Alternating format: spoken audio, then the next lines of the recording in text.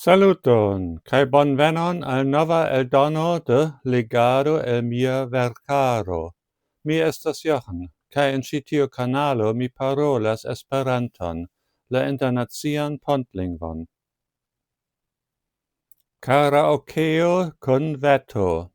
Am rakonto de 5 ĉapitroj, laŭt legita en 3 partoj. Hodiaŭ vi aŭdas la lastan parton. Ĉu vi ne jam gajnis ĝin? Maria daŭre eksplores. Mi volas diri, kiel alie vi povos veti 1000 denarojn tiel senzorge. Kaj kiel alie vi povos aĉeti glaciaĵon por ĉiuj. Mi faras demandojn, kaj laŭ mia scio la fakturo por la itala glaciaĵo estas signife pli alta ol 1000 denaroj. Ĉu mi diris al vi hodiaŭ, kiom mi admiras vian inteligentecon, Maria? Johano provas deturni la temon, sed vane. Ĉifoje li devas montri siajn atutojn. Fakte, mi ankoraŭ ne posedas la kodon kun la koncerna titoloj. Almenaŭ ne en la kutima formo. Kaj mi ne aĉetas la titolon kiel pagitan version aŭ eĉ kiel piratan kopion. Tio vere ne estis necesa, ĉar mi komponas ĝin kaj registris ĝin mem. Ĉu vi estas la interpretanto de ĉi tiu muzikaĵo? Demandas la patro de Maria. Do vi eble ankaŭ estas rilata al la muzikgrupo kaj publikigas ĉiujn aliajn titolojn, ĉu?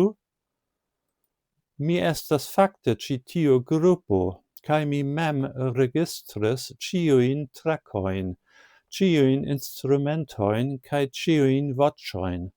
Do ĉiuj enspezoj iras al mi aŭ al mia propra muzikeldonejo, kiu, subtrahinte impostojn, pagas la monon en fidindan fondaĵon, kiu poste estos uzata por pagi miajn studojn.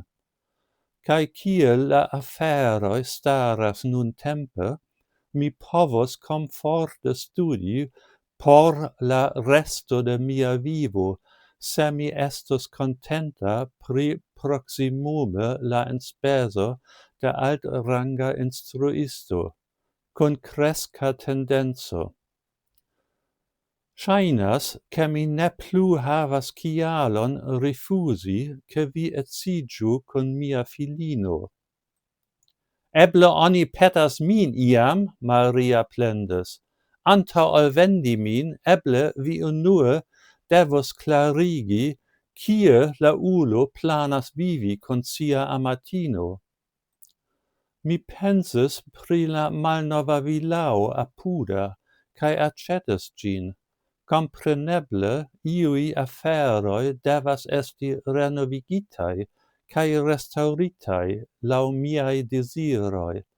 Ce tio ne devos daŭri pli ol 2 jaron, cae mi pensis, ke mi intertempe loĝos en la loĝkonteneroj speciale aranĝitaj. Nun, kiam mi havas amatinon en la urbo, la ĉiutaga veturado de mia malproksima hejmvilaĝo estas tro tempopostula por mi. Precipe, ĉar miaj gepatroj planas transloĝiĝi for de tie. Ĉu vi aĉetas la malnovan vilaon? Mi pensas, ke mi ĉesos rezisti mian feliĉon nun. Pinĉu min, aŭ pli bone kisu min, por ke mi sciu, ke ĝi ne estas sonĝo. Kompreneble, Maria ne devas longe atendi, ke tiu ĉi deziro plenumiĝu. Kontraŭekzameno. Kiel evoluis la aferoi con Johano? Sia plei bona amicino Abelina volas scii de Maria, post ciam la electita paro ne aperas kiel enamiginta paro.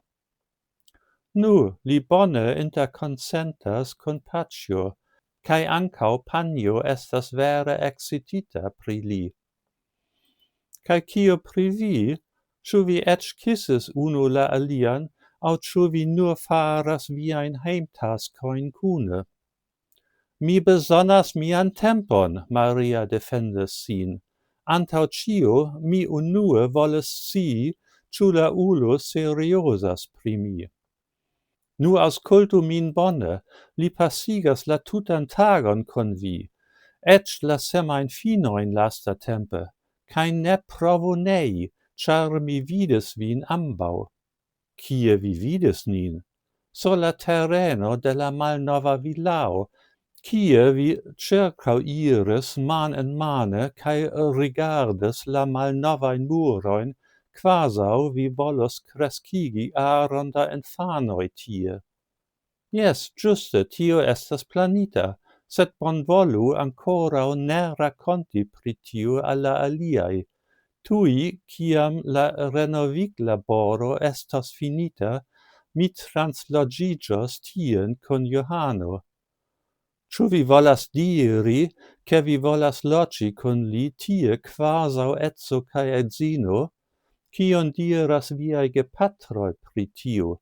Ciu li ec povas vifteni familion? Miai gepatroi jam donas sian benon, char fin fine la knabo jam gainas pli ol mia patro. Vi memoras la musicajon, cio estes la temo de la veto inter Johano cae Tommaso, ciu ne? Nu, Johano mem componis, verges cae registris la canton, cae quelcain pliain, tutan codon plenan. Mi ne credas tion, criis Abelina. Nia idino gainis la unuan premion, quancam si comencigis laste. Fino. Bone, jen ciu por hodiau. Dankon por via pacienzo, cae gis la revido. Cae ne forgesu, abonu mian canalon, porce vi ne maltrafu miain venontain filmetoin. Gis.